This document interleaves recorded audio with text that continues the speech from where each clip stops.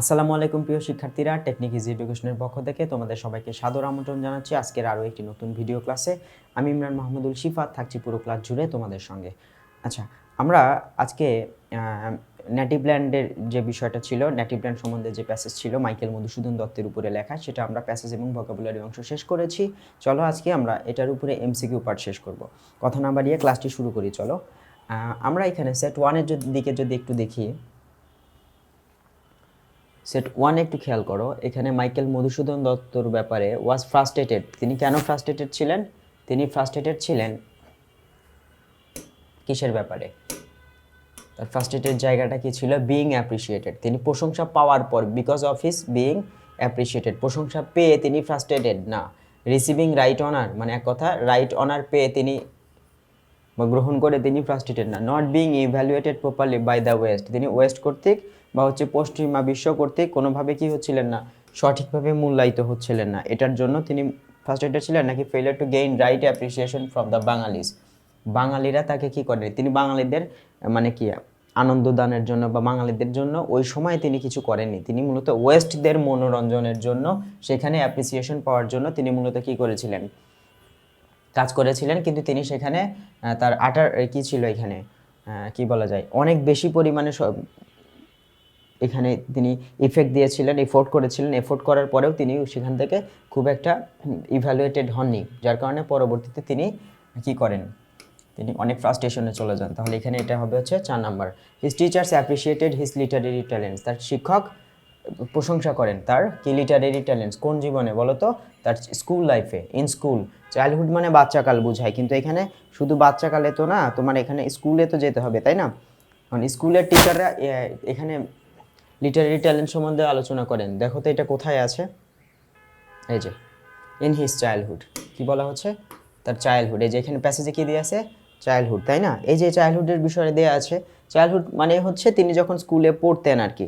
যেহেতু স্কুলে যাওয়া অবস্থায়, সেহেতু স্কুল দাগালে স্কুলটা হওয়ার কথা ছিল, কিন্তু যদি চাইল্ডহুড না থাকতো তাহলে আমরা স্কুল দাগাতাম।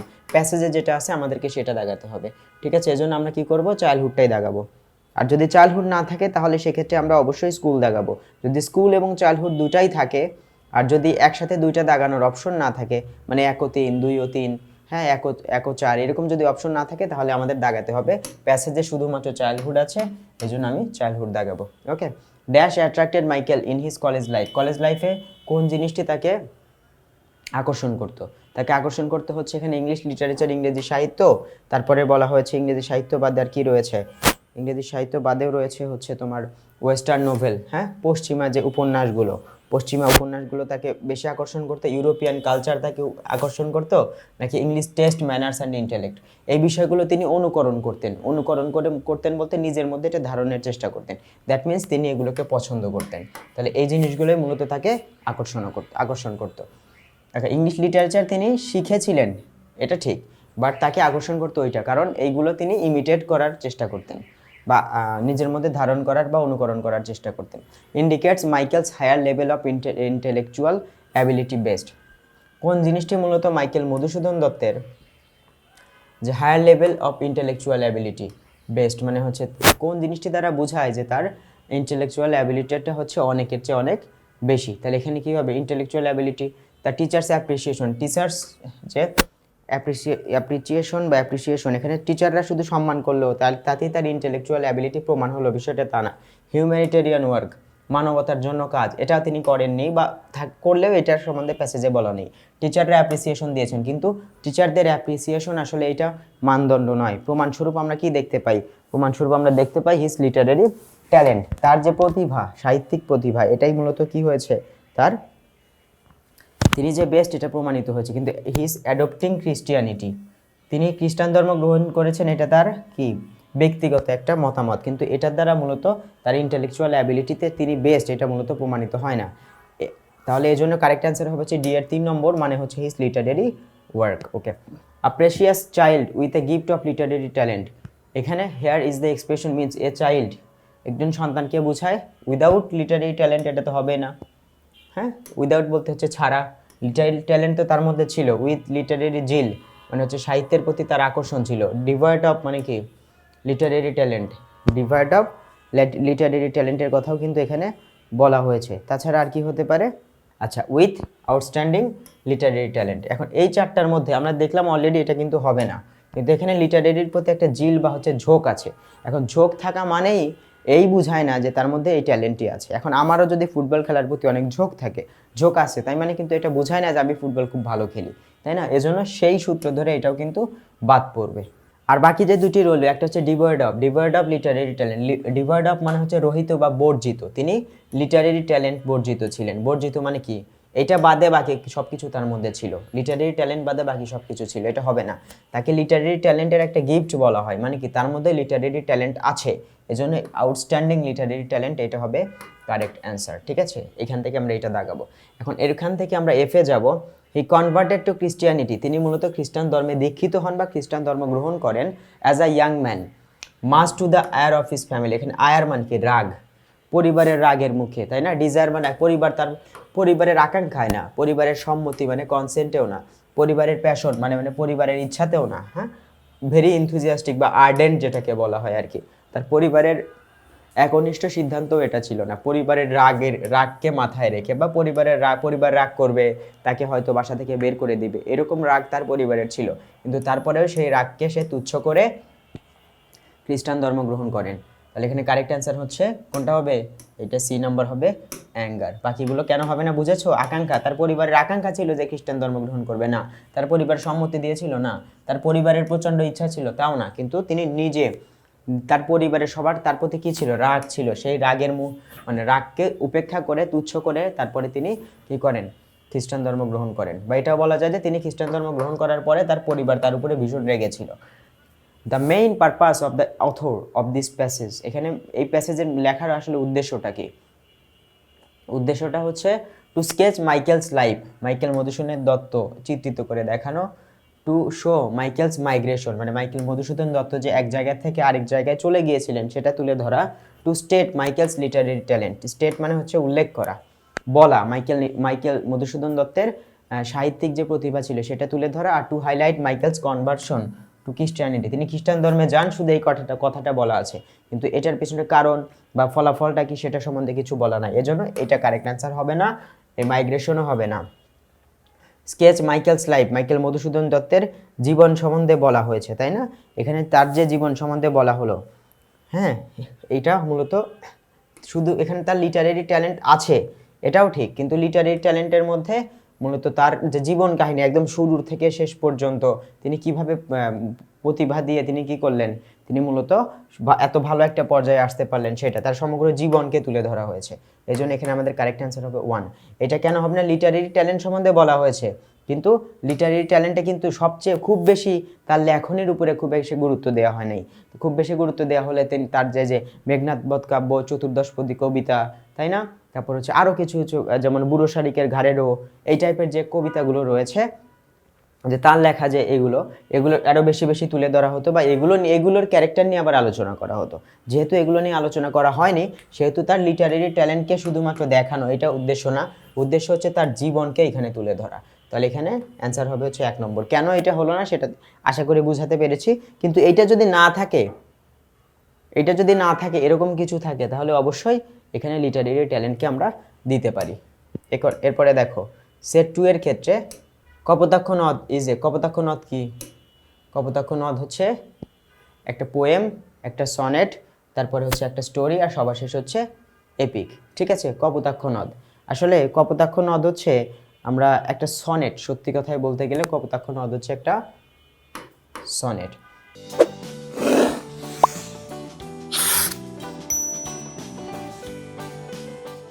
আচ্ছা, এরপরে একটু খেয়াল করো, কপোতাক্ষ নদ সম্বন্ধে সত্যি যেটা বলা হয়েছে, কপোতাক্ষ নদ কিন্তু একটি সনেট। ঠিক আছে, এটা কিন্তু একটা সনেট, এটা স্টোরিও না, এপিক বা মহাকাব্যও না, গল্পও না, তারপর হচ্ছে পোয়েম বা কবিতাও না, এটা একটা সনেট। সনেট মানে হচ্ছে চতুর্দশপদী কবিতা, মানে হচ্ছে এটা একটা কবিতা, কিন্তু বিশেষ কবিতা, যেখানে তোমার লাইন সংখ্যাও 14টি। ঠিক আছে, আবার মনে করো যে প্রথমে হচ্ছে 8 লাইন, তারপর 6 লাইন, প্রত্যেকটা লাইনের মধ্যে তোমার 14টি করে হচ্ছে অক্ষর আছে। এই হিসাব করে করে মূলত এই কপোতাক্ষ নদ বা সনেটটা তৈরি করা হয়েছে। দ্য ওয়ার্ড অ্যাসপায়ার শব্দের অর্থ আকাঙ্ক্ষা করা। এই যে এখানে আকাঙ্ক্ষা করা, উইশ মানে আকাঙ্ক্ষা, আর অ্যাপিল মানে হচ্ছে চাহিদা। একটা হচ্ছে আকাঙ্ক্ষা করা আর একটা হচ্ছে চাহিদা। আমরা এখানে কারেক্ট অ্যান্সার কোনটা দিতে পারি বলো? আমাদের এখানে কারেক্ট অ্যান্সার আসবে হচ্ছে উইশ মানে হচ্ছে আকাঙ্ক্ষা করা, আপিল মানে হচ্ছে চাহিদা থাকা, কিন্তু উইশ শব্দের অর্থ হচ্ছে আকাঙ্ক্ষা করা। চাহিদা থাকা আর আকাঙ্ক্ষা করা দুটো আলাদা বিষয়। আকাঙ্ক্ষা মানে হচ্ছে সেটা আমি মানে এটা পাওয়ার জন্য যেটা আমি কষ্ট করি। আপিল শব্দের আমার চাহিদা আছে, এটা আমার চাহিদা, আমি পেলে আমার জন্য ভালো, এরকম আর কি। কিন্তু উইশ মানে আকাঙ্ক্ষা করা, যেটার জন্য পরিশ্রম করা, এটাই হচ্ছে উইশ।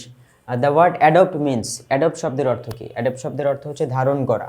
হ্যাঁ, টু অ্যাকসেপ্ট সামথিং নিউ, এই যে অ্যাকসেপ্ট সামথিং নিউ, এটাই হচ্ছে অ্যাডপ্ট করা। What type of talent did the teachers recognize in Madhusudan? মূলত কোন ধরনের প্রতিভা টিচার শিক্ষকেরা রিকগনাইজ করে মধুসূদনের মধ্যে খুঁজে বের করেছিলেন? কোনটা? অবশ্যই লিটারেরি ট্যালেন্ট।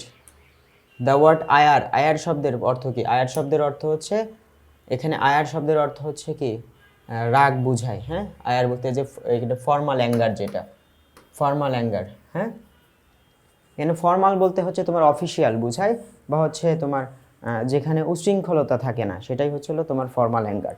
আচ্ছা, এফ নম্বরটা আমরা একটু পড়ি, দেখো হিজ ডেস ইন ইউরোপ, ইউরোপে তার জীবনটা কেমন ছিল? হ্যাঁ, his days in Europe were full of, তার ইউরোপের জীবনটা ছিল ফুল অফ হোপ, মানে কি আশায় পূর্ণ, সে প্রচণ্ড আশা করতেন। ফান হচ্ছে অনেক মজার, এটা তো হবে না অ্যাপ্রিসিয়েশন, তাকে ওইখানে কেউ সম্মান দেয়নি। তার লেখা ভালো ছিল, বাট ওইখানে তিনি অতটা সম্মান পাননি, গ্রহণযোগ্যতা পাননি। হার্ডশিপ মানে কষ্টের। এখন দেখো এখানে পুরো প্যাসেজে তার কষ্টের কথা বলা হয়নি। তিনি আশা করেছিলেন যে সবাই তাকে গ্রহণ করবে, কিন্তু সেটা হয়নি, ঠিক আছে। কিন্তু তিনি যে ওইখানে না খেয়েছিলেন, তার টাকা পয়সার সমস্যা ছিল, বা হচ্ছে তার ফ্যামিলি থেকে তাকে টানতো না, এমন কিছু কিন্তু, বা তিনি গরিব ছিলেন, এমন কোনো কথা এখানে আসেনি। এই জন্য হার্ডশিপও বাদ। তাহলে থাকলো কি? হোপ, শুধুমাত্র হোপ। তাহলে তার ইউরোপের জীবন ছিল ফুল অফ হোপ, আশাপূর্ণ। আচ্ছা, when did Madhusudan start to believe that, যখন মধুসূদন বিশ্বাস করতে শুরু করলেন যে his birth was not in the right place, কখন থেকে তিনি বিশ্বাস করতে শুরু করলেন? চাইল্ডহুড থেকে, টিনেজ থেকে? না, চাইল্ডহুড থেকে না, প্যাসেজ এটা সম্বন্ধে বলা হয়নি। সিন্স হিজ মিডল এজ, এটার সম্বন্ধে বলা হয়নি। আফটার হিজ ইউথ, ইউথ বলতে হচ্ছে তার যুবক বয়সটা শেষ হওয়ার পরে। এখন যুবক বয়স শেষ হওয়ার পর বলতেই মিডিল বোঝায়, এই জন্য এটাও হবে না। তাহলে এখন টিনেজটা বাদ থাকলো। টিনেজ বলতে বুঝাই, টিনেজ মানে হচ্ছে অ্যাডোলসেন্সের, টিনেজ আর অ্যাডোলসেন্স একই জিনিস।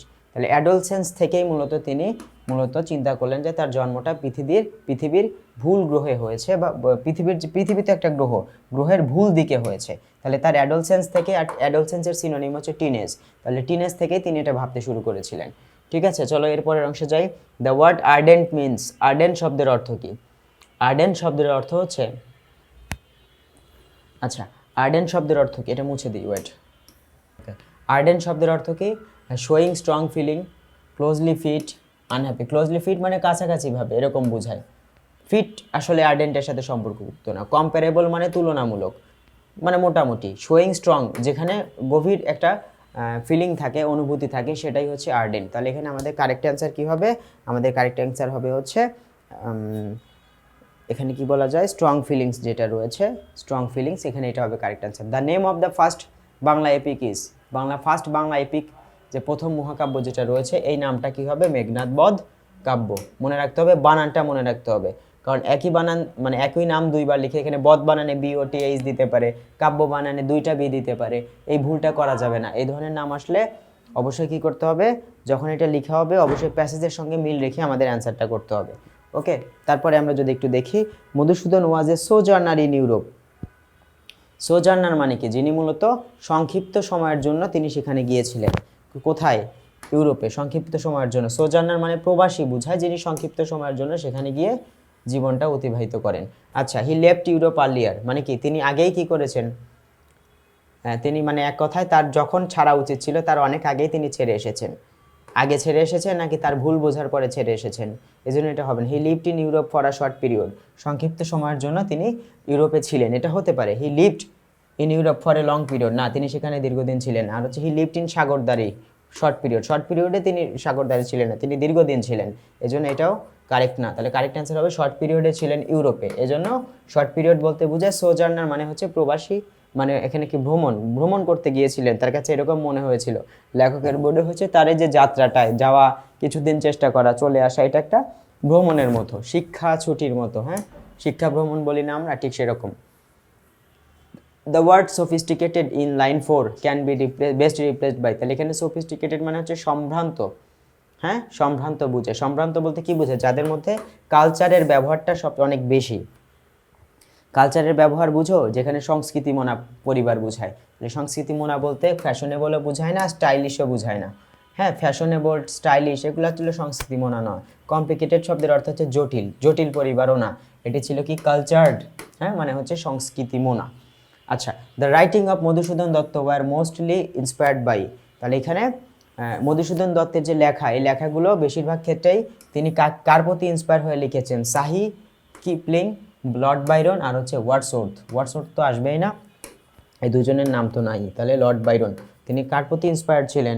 লর্ড বাইরনের প্রতি তিনি ইন্সপায়ার্ড ছিলেন, তার প্রতি উৎসাহী হয়ে তিনি মূলত এটি লিখেছেন। আচ্ছা, সবার শেষে গিয়ে দেখি, দেখো Michael Madhusudan Dutta expressed sorrow because of, তিনি কেন দুঃখ প্রকাশ করেন? His attraction for Bangla literature, এই জন্য দুঃখ প্রকাশ করেন। His fascination for England and the west, his conversion to Christianity and হচ্ছে his hated for England and the west. ইংল্যান্ডকে আর ওয়েস্টকে তিনি ঘৃণা করতেন, এটা ভুল কথা। তার ফ্যাসিনেশন ছিল, এই যে ফ্যাসিনেশনটা ছিল এটা সত্য। এই হিজ কনভার্সন দুঃখিত, হিজ কনভার্সন টু ক্রিস্টিয়ানিটি, খ্রিস্টান ধর্মে তিনি গিয়েছিলেন, কিন্তু তার জন্য তার দুঃখ ছিল না। আচ্ছা, his attraction for Bangla literature, বাংলা লিটারেচারে তার কি ছিল না? আকর্ষণ ছিল না। তাহলে যে যার আকর্ষণই নাই সে কেন দুঃখ প্রকাশ করবে?